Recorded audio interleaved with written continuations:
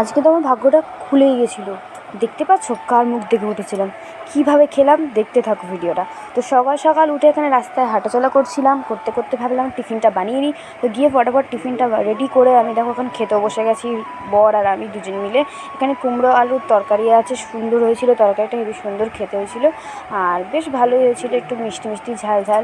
তো চলো টিফিনটা করে এখন সেরে নিয়ে কাজে বসে গেছি, কাজটা মিটিয়ে যাবো আবার রান্না করতে, কেন রান্না তো করতেই হবে, নাহলে পেট তো ভরবে না।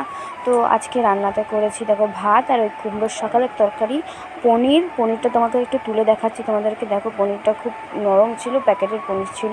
আর এখানে টক ডাল ছিল, আর এখানে পার্শে মাছ ছিল, দুজন মিলে খেয়ে দিয়ে নিলাম। তারপরে বিকেলবেলা সে পিৎজা অর্ডার করেছিল, তো পিৎজা খেলাম। আর তার সাথে আরেকটা জিনিস ছিল ওয়াও মোমো। চলো পিৎজাটা টেস্ট করে দেখি। জাস্ট মুখে মিলিয়ে গেল, একটা নতুন ব্র্যান্ডের মানে পিৎজা। কী ব্র্যান্ড নামটা জানতে চাইলে আমাকে কমেন্টে বলবে, আমি ব্র্যান্ডের নামটা দিয়ে দেবো তোমাদেরকে। আর এখানে ছিল ওয়াও মোমো। চলো ঝাল ঝাল মোমোটা আমরা এখন খাই।